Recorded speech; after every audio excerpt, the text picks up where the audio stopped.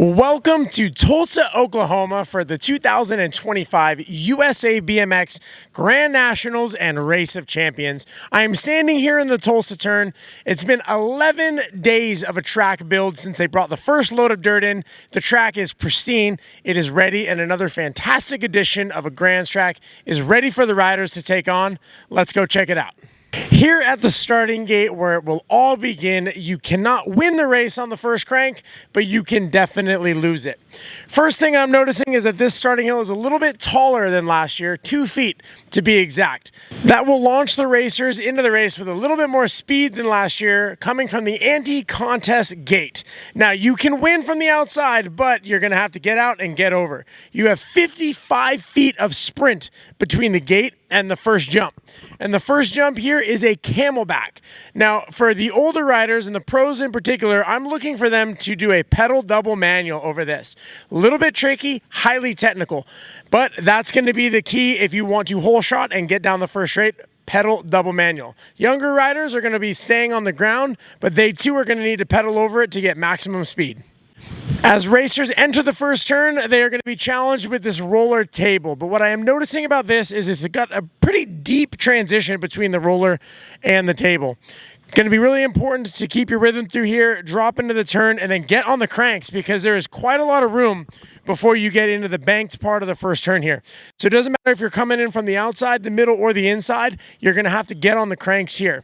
Now, what I'm looking for, and I think is going to be really interesting to watch on the races this weekend, the riders that are going to be coming in on the inside are going to fade up the turn and lose a little bit of momentum, where the riders that are going to be coming in on the outside are going to be able to kind of pedal and slingshot their way out and exit the turn with a ton of momentum. As racers exit the first turn, they're going to be on the gas, on the cranks, and you come into what we like to call the splitter jump. This double out of the turn is going to split you up from the amateur side on the left and the pro side on the right. Now, looking at this double, it is pretty deep, so a lot of racers might get rewarded for jumping it and getting some good backside. The riders who don't are going to slow down a little bit if they bounce and they don't keep it smooth. Now, if you stay on the right side after this double, you can see a roller and then a pro section when you get there. On the left side, you go immediately into a step up. What's going to be really interesting to watch is between those ages of about 14 to 16, when some of the riders are jumping the pro section and taking the shorter inside and some are not. What I'm really interested in is if any of the elite women are going to send the pro set, and if Molly Simpson is going to be the first one to do it, or if she's going to have to react to maybe Lauren Reynolds or Peyton Ridenauer doing it first. That's going to be fun to watch at practice. On the left side, the amateur side, there's a big step up here, immediately into a bit of a dog leg. Now, the dog leg is interesting. It's got 3 rollers, but if you're on the far outside, there's almost no first roller, so you can crank through here. That'll be an interesting one for riders to try and practice. You know, is it going to be faster to be on the inside, the shorter part of the track, but you have an extra roller?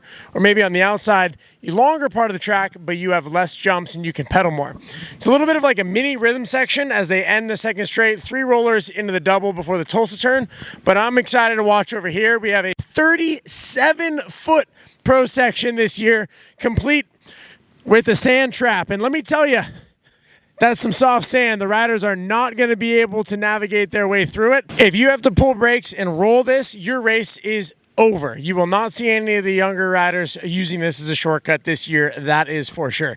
Now, the other thing that's interesting about this pro double, this landing right here, it's kind of unforgiving. There's not really a safety case or a safety knuckle here.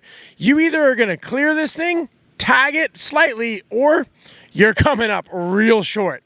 So when the riders are giving this their first run, I keep an eye on them. They're going to be going a little bit long. They're going to be looking to get all the way over the backside. But watch those 14 to 16-year-old ages. And like I said, the pro women, you might see some people pull the trigger and send this thing.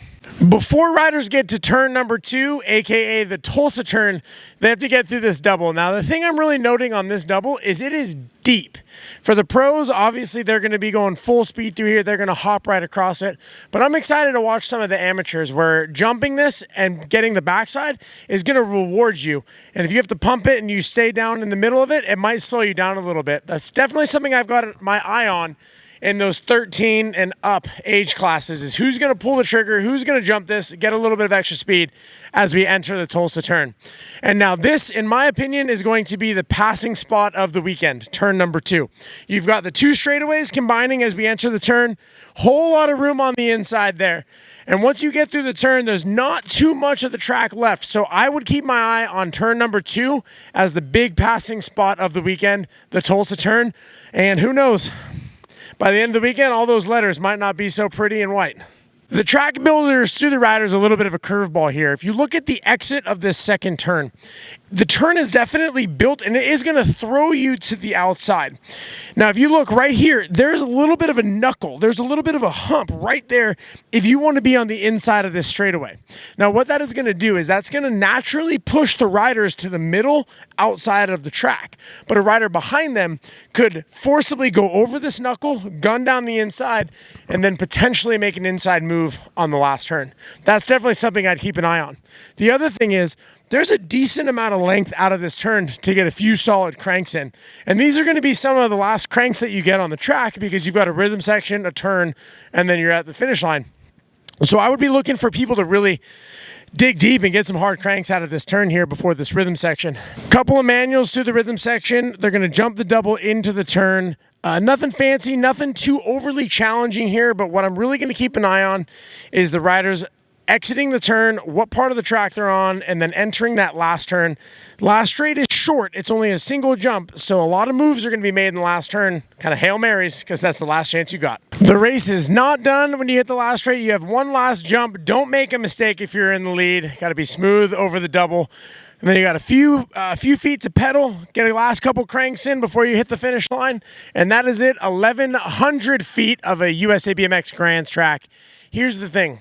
The track is here. The track is the same for everybody. At the end of the day, somebody's going to cross that finish line in first place. Somebody's going to win championships this weekend. Is it going to be you? Stay tuned for all the action on Flow Bikes.